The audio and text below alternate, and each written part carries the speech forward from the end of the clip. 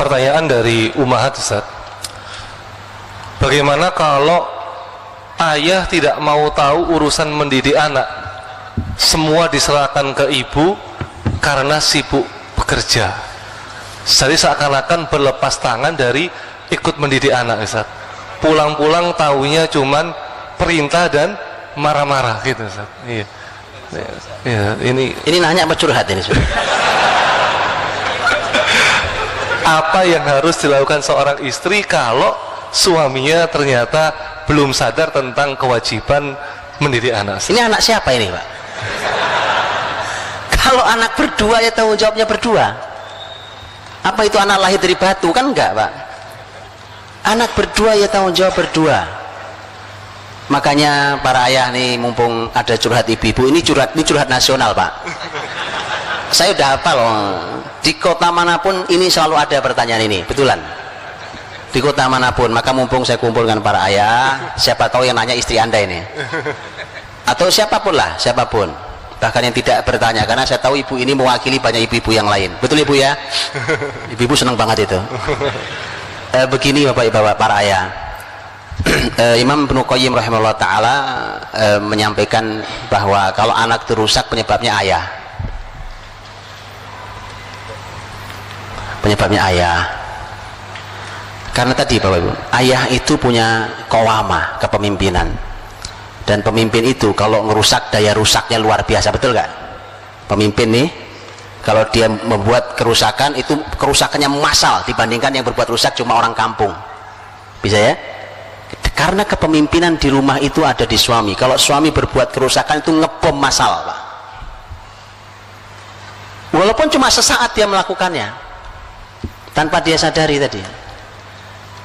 Dan perlu dipahami Bapak Ibu, bahwa anak kita ini aset dunia akhirat kita. Aset dunia akhirat kita.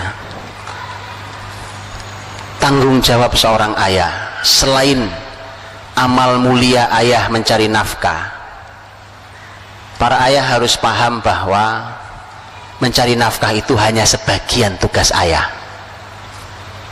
Hanya sebagian tugas ayah, bukan segala-galanya. Lihat tadi Rasul, siapa yang dinasihati? Sepupunya, bahkan bukan anak beliau, bukan cucu beliau, sepupunya, Pak. Itu mendapatkan bagian jatah dari nasihat Rasul sang ayah.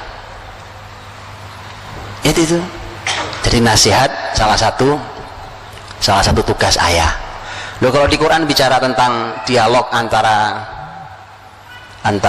orang tua dan anak, itu Masya Allah mengejutkan datanya di Quran itu. Karena di tesis S2 tentang di Ummul Qura tentang hiwarul aba ma'al abna fil Qur'anil Karim wa tatbiqatuhu tarbawiyah, dialog antara orang tua dan anak dan aplikasi tarbawinya. Itu ternyata si peneliti tesis ini mengatakan di Quran itu ada 17 dialog, ada dalam 9 surat. Dan ketika didata, ternyata dialog ayah pada anak itu 14 sendiri. Dari 17 itu 14 dialog ayah. Coba kayak begitu, masa bapaknya jadi bapak bisu? Begitu kan? Jadi jangan hanya marah-marah, Pak. Marah-marah itu nggak menyelesaikan masalah, ya kan? Masya Allah.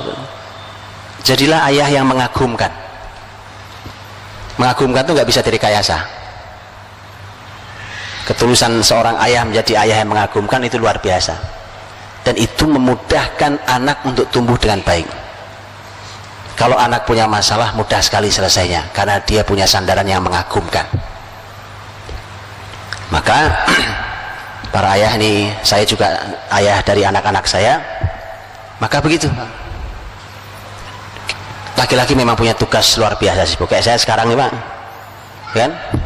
Saya baru pulang hari Rabu ini, dan Rabu berikutnya baru pulang. Ya biasa saja, ya kan? Tapi tadi ayah punya peran yang tidak boleh dilepaskan, bahkan di negeri jauh sekalipun. Dan itu Quran memberikan contoh itu. Jadi tidak benar kalau seorang ayah hanya tugasnya nyari nafkah, kemudian setelah itu tahu beres, udah aku udah nyari duit yang banyak, setelah itu urusan kamu. Tidak benar. Karena ternyata Quran saja ketika bicara dialog orang tua dan anak justru banyakkan dipotret dialog ayah dengan anaknya. Wallahu a'lam bishawab. Pertanyaan selanjutnya, bagaimana cara membuat anak mencintai Allah dan mencintai Al-Quran? Anak itu, pendidikan itu Bapak Ibu dalam Islam ada dua kunci utama besar yang jangan dilupakan. Satu doa, dua keteladanan. Ini sebelum bicara teori lain. Doa, keteladanan. Cinta itu di mana tempatnya? Di sini, di hati ini. Itu cinta. Sementara urusan hati ini, hati kita saja kita tidak menguasainya. Karena Rasul bersabda, inna qulubal ibadi baina asabi'ir rahman yuqallibuha kaifa yasha. Sesungguhnya hati hamba-hamba ini ada di antara jari-jari Allah yang Maha Rahman. Allah bolak-balikan, terserah Allah.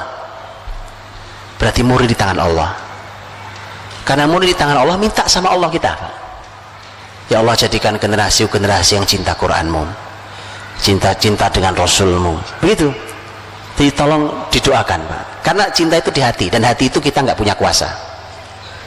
Maka minta sama yang menguasai hati, yang membolak-balikan, terserah dia, itu Allah Subhanahu wa Ta'ala.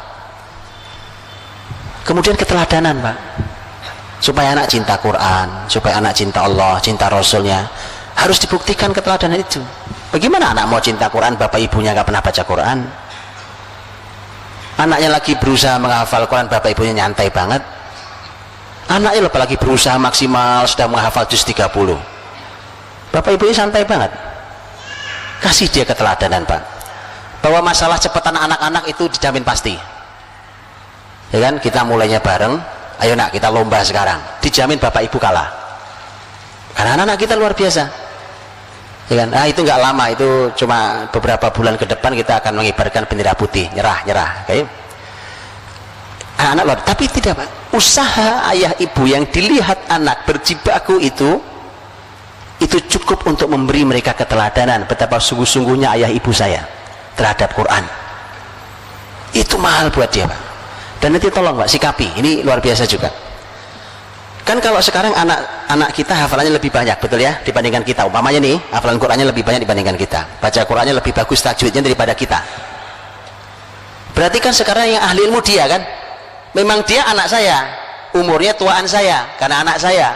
Di sisi saya sebagai bapaknya, saya sebagai ibunya, dia harus hormat sama saya. Tapi di sisi ilmu saya harus hormat sama dia. Bisa dipahami? Berikan haknya. Berikan haknya. Karena dia yang lebih tinggi ilmunya dibandingkan kita dalam hal ini. Begitu diberikan haknya, anak semakin kagum cinta dengan Qur'annya. Oh, ternyata kalau saya begini ini saya dimuliakan. Saya dimuliakan. Iya, kan ahli ilmu harus dimuliakan. Paham itu? Jadi keteladanan tolong dijaga betul. Dia berikan contoh yang baik. Contoh yang baik. Kalau anak berjibaku, berjuang keras, bapak ibunya harus sama. Masalah hasilnya bagusan anak-anak itu sudah diduga. Ya, tapi tadi itu dinilai oleh anak-anak kita. Anak-anak kita diam bukan berarti tidak menilai, Pak. Mereka punya penilaian terhadap kita segala macam. Jadi tolong diperhatikan betul supaya nilai yang diberikan oleh anak-anak kita terhadap kita nilainya baik, sehingga mereka mengagumi kita dan menjadikan kita sebagai teladan dia, sehingga dia tidak perlu mencari keteladanan di luar rumah sana. Begitu, itu simpelnya bicara tentang masalah doa, bicara tentang masalah keteladanan. Dan nanti satu lagi poinnya, Bapak Ibu, seperti Quran contohnya, cinta pada Rasul contohnya, pada cinta pada Allah, itu punya musuh. Nah, kalau musuhnya ya jangan dimasukin di rumah. Gimana kita berharap anak-anak akan menjadi cinta Quran, akan berlama-lama dengan Quran, gitu ya. Tapi ternyata di rumah kita juga kita setel musik, gitu ya. Saya tidak bicara hukum fikih tanyakan Ustadz fikih. Tapi inilah yang disampaikan oleh para ulama, bahwa musik itu memang tidak pernah sejalan dengan Quran. Imam Ibnu Qayyim dalam syair nuniyahnya beliau menyampaikan itu. Ya. Nah, untuk itulah maka harus kita bersihkan. Kalau kita mau cinta ya harus dibersihkan lah. Yang memang tidak sejalan dengan Quran ya harus dibersihkan. Sekarang umpamanya kita mau baca buku tentang Rasul kita, Sirah Nabawiyah kita baca. Sirah Nabawiyah kita baca. Baca buku itu Bapak Ibu perlu perjuangan. Betul ya? Mata untuk melihat, memahami, kesabaran itu perlu perjuangan. Nah, tapi kalau kita nonton TV, dunia hiburan di TV umpamanya, itu nggak perlu perjuangan, itu sambil leleh-leleh aja, ambil nyender ya kan, ambil ngunyah kacang, makan apa itu. Sekarang bagaimana kita berharap mereka mencintai Rasul melalui membaca buku-buku sejarah beliau, sementara kita umbar hiburan. Kita umbar hiburan, karena hiburan dan ilmu tidak pernah sejalan. Tidak pernah sejalan. Kalau hiburan tinggi mah ilmu jatuh. Ilmu tinggi, hiburan akan jatuh. Itu kaidah sepanjang sejarah. Baik itu, wallahu a'lam bishawab.